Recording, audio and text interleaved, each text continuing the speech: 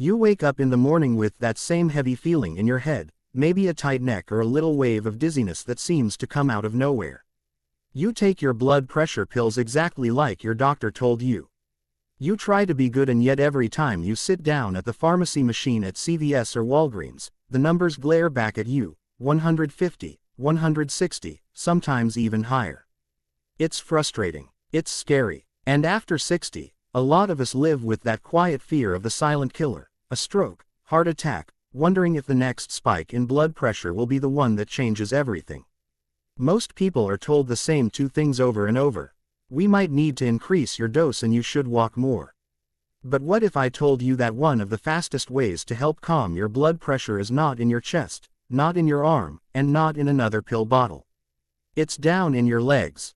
Modern cardiology and rehabilitation medicine now talk about your second heart, the powerful pump hidden inside your calves and thighs that most of us have completely switched off. In this video, I'm going to show you a simple leg routine you can do in your living room, including one wall exercise that in clinical studies has lowered blood pressure more effectively than traditional cardio when done correctly and consistently. Stay with me because by the end you'll know exactly how to start using your legs to protect your heart. Before we dive into the exercises, I want to get to know you a little better. Tell me in the comments 3 things. What city or state you were watching from, your age, and the last blood pressure reading that really made you stop and think. I read as many comments as I can because your story might be the one that helps another grandparent somewhere in the country feel less alone with their numbers. If you're new here, let me introduce myself for just a moment so you know who's talking to you. I'm a physician here in the United States. And for the past many years, I've worked mostly with adults over 60 who are dealing with high blood pressure, heart disease, diabetes, and the very real fear of losing their independence. I've sat at the bedside of patients after a stroke. I've walked next to people in cardiac rehab as they took their first steps after a heart attack. And I've also had the joy of seeing 70 and 80-year-olds garden travel and play with their grandkids even though their chart says hypertension just like everyone else. What surprised me and many of my colleagues is that the difference between those two groups was rarely just a new pill or a fancy treatment. Very often it came down to one simple thing: whether they were using their legs as a second heart or letting that powerful pump stay switched off. Let me explain what I mean by that. Because once you see it, you can't unsee it. I want you to picture your body like a tall apartment building in New York or Chicago. Your heart is the main water pump up on the roof. Its job is to push fresh oxygen-rich blood down through all the floors all the way to the lobby in the basement, your feet. Sending blood down is actually the easy part. Gravity helps. The real challenge, the hard work your circulation does every second of the day, is getting that blood back up from the basement to the roof. When you're 20 or 30, the pipes are flexible, the valves work perfectly, and the auxiliary pumps in your legs are strong because you're moving all the time. But after 60, life looks different. We sit more in the car, at the computer, in front of the TV. The heart on the roof gets tired. The arteries stiffen like old garden hoses that have been left out in the sun too long. And those powerful pumps in your calves and thighs. Most days they're barely doing anything. So what happens? Blood starts to pull down in the ankles and lower legs. Your feet feel heavy, swollen, maybe cold. The heart senses that it's not getting enough blood back. And it does the only thing it knows how to do. It squeezes harder. That means higher pressure inside stiff pipes. That's one reason why your numbers can stay stubbornly high even when you're taking your medication and trying to walk a bit more. No one ever taught you how to turn your second heart back on. Here's the good news. You don't need a gym membership, a treadmill, or a fancy smartwatch to start changing this. You can retrain that second heart with nothing more than a wall, a sturdy chair, and a few minutes of focused leg work in your living room. In a moment, I'm going to walk you through 4 simple leg exercises that work together like a little circulation circuit. First, we'll unlock the ankles where so much blood flow gets bottlenecked. Then, we'll wake up the big muscles in your thighs so they can pull sugar and fat out of your bloodstream. Next, we'll turn on the calf pump, your true second heart. And finally, we'll finish with one powerful wall exercise that clinical studies have shown can lower resting blood pressure more effectively than traditional cardio when it's done correctly and consistently. Let's start with exercise number 4 because it looks almost too simple, but it's the one I want every single person over 60 to do every morning. I call it the ankle gate opener. Most people ignore their ankles until they twist one. But from a circulation point of view, the ankle is a very strange neighborhood. It's mostly skin, bone, and tendon. There isn't much muscle or padding. And yet, every major artery and vein going to and from your foot has to squeeze through this tiny tight space. With age and a lot of sitting, that joint stiffens. The tissues around it dry out almost like a rusty hinge. You wake up, put your feet on the floor, and it feels like you're walking on 2 blocks of wood. That stiffness acts like a clamp on the blood vessels running through the area. If the gate at your ankles is narrow and rigid, blood has a much harder time moving in and out of your feet. That's why so many people tell me, my feet are always cold, or at night they tingle and burn. It's not just a nerve problem. Very often, it's circulation plus a frozen, neglected joint. So, here's what we're going to do. Sit in a sturdy chair with your back reasonably straight, not slumped. If you're in bed, you can also do this lying on your back. Gently lift one foot off the floor. If you're flexible enough, you can rest that ankle on top of the opposite knee. Now, imagine there's a pen taped to your big toe and a big whiteboard floating in front of you. Your job is to draw the biggest, smoothest circle you possibly can. Slowly pull your toes up toward your shin. Sweep them out to the side. Point them down like a ballet dancer. Then come back in and up again.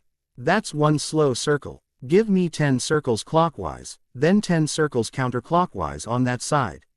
Then switch legs and repeat. You may hear a few gentle pops or clicks. As long as there is no sharp stabbing pain, that's usually just gas bubbles moving in the joint and tissues sliding over each other again. It's often the sound of a stiff joint waking up. When you're done, pause for a moment. Notice whether your feet feel just a little warmer, a little more alive, maybe a faint buzzing up into your calves. That gentle warmth is fresh blood finally flowing more freely through a gate you've just opened. Now we move up to exercise number 3, the simple sit to stand from a chair. If the ankles open the gate, this move wakes up the big engines of your lower body, your thighs, and your glutes. And if you care about staying independent, being able to get out of a chair on your own is one of the most important skills you can protect.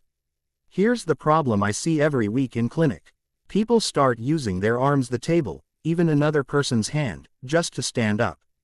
Bit by bit, the leg muscles shrink. When those muscles shrink, your body becomes more resistant to insulin, sugar, and fats stay longer in your bloodstream.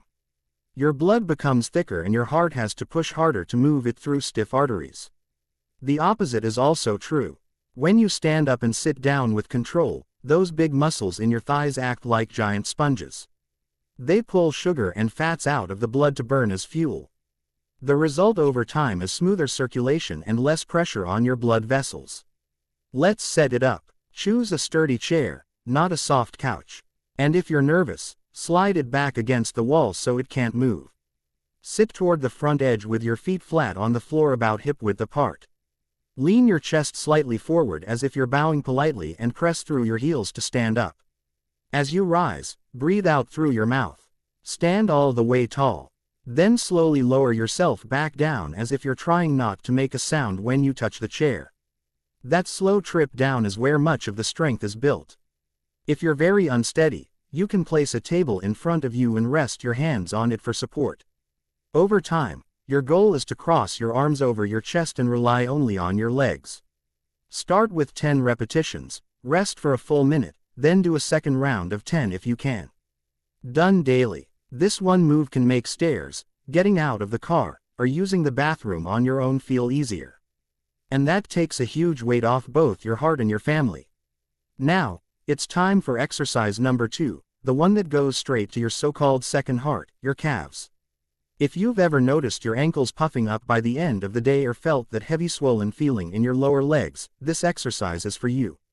Inside your calves run deep veins that act like storage tanks for blood. These veins have one-way valves like tiny doors that only open upward. The problem is blood is lazy. It likes to sit down there near your ankles, especially when you spend a lot of time sitting or standing still. Every time you rise up onto your toes, your calf muscles squeeze those veins like a strong hand wringing out a sponge. Blood is pushed upward. The valve snaps shut behind it and suddenly your chest heart has more blood returning with less effort over time. That means it doesn't have to squeeze quite so hard to keep things moving, and that's exactly what we want for blood pressure. Let's do it together. Stand behind a sturdy chair or next to your kitchen counter. Lightly rest your fingertips there for balance. This is not a test of how well you can stand on one foot. It's a workout for your calves. Keep your knees straight but not locked. Now, slowly press the balls of your feet into the floor and lift your heels as high as you comfortably can, as if you're trying to see over a fence. When you get to the toe, don't rush back down. Pause for a count of 1, 2, and deliberately squeeze your calf muscles. Then lower your heels back to the floor in a slow, controlled way. That's 1 repetition. Aim for 3 sets of 15 repetitions with a short rest between sets.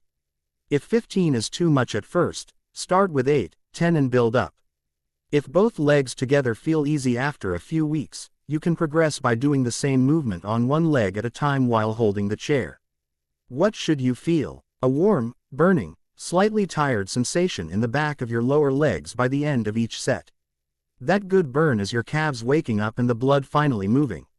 Stop immediately though if you feel sharp pain, severe cramping, chest discomfort, or unusual shortness of breath. The beauty of this exercise is how easily it fits into real life.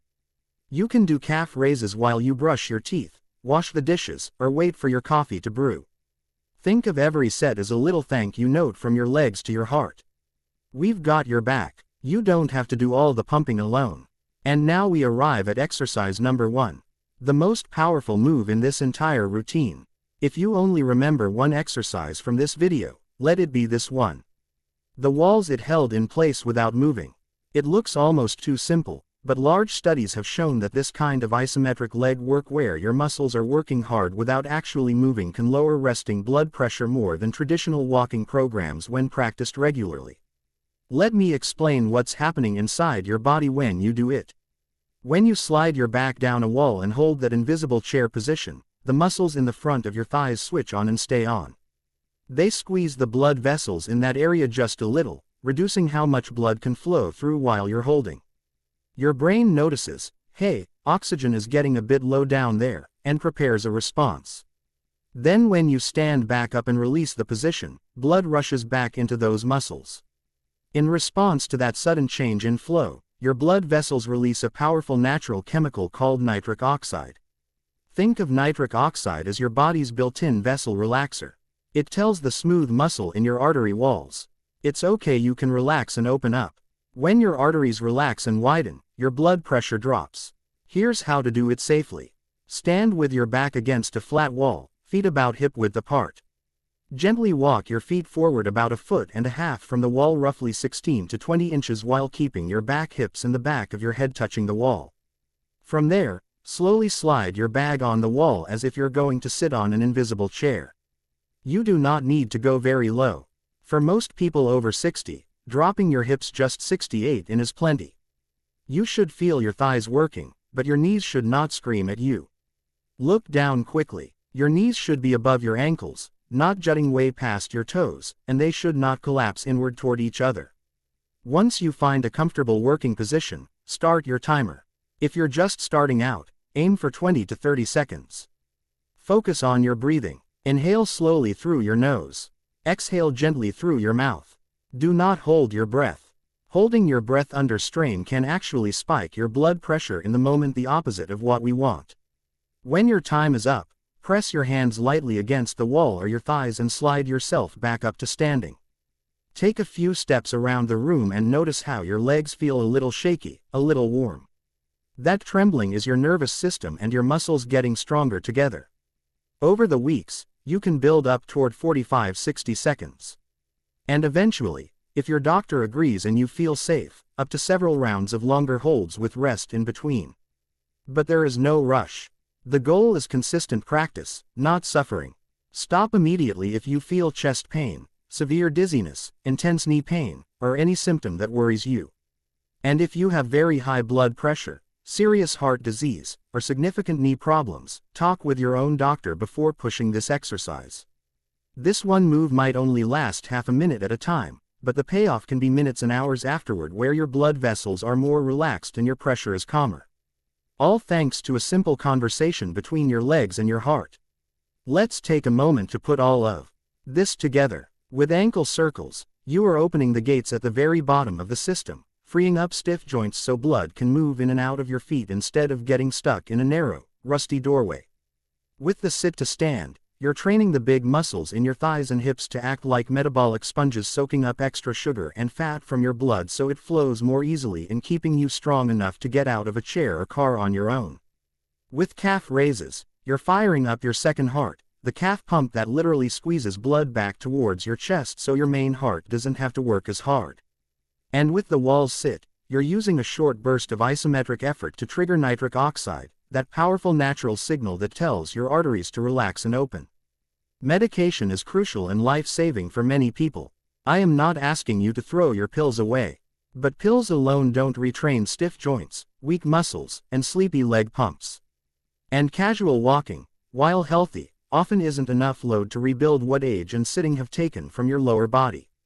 In just 15-20 minutes, this little leg routine can support your blood pressure from the ground up, turning your legs into the best teammates your heart has ever had. So, where do you go from here? You don't need to do everything perfectly tomorrow. You just need to start. Here's a simple plan. Days 1, 2, do the ankle circles and the sit to stand once a day. Days 3, 4, keep those and add the calf raises, even if it's just 1 or 2 sets. By the end of the week, try your first gentle wall sit for 20-30 seconds with a solid wall in good shoes. Remember, this video is not a replacement for your own doctor, especially if your blood pressure is very high or you have heart disease, chest pain, or serious knee problems. Please talk with your physician before you make any big changes. We want you safer, not braver. Now, I want to hear from you. In the comments, tell me which of the 4 exercises you're going to start with first: 1, 2, 3, or 4. If you'd like more science-based low-impact routines for life after 60, hit subscribe and turn on the little bell so you don't miss the next video. And please think of one person in your life who struggles with high blood pressure and share this with them. A few minutes of leg work today might be the quiet little change that keeps them out of the ER tomorrow.